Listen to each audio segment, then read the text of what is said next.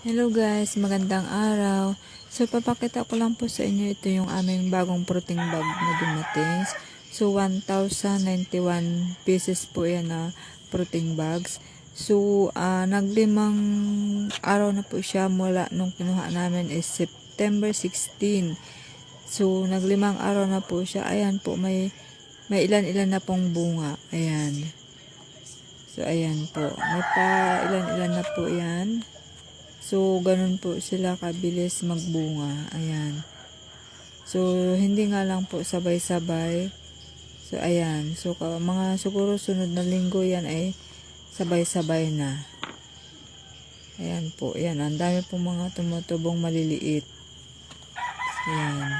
5 days pa lang po yan mula nung kinuha namin doon sa aming sealer.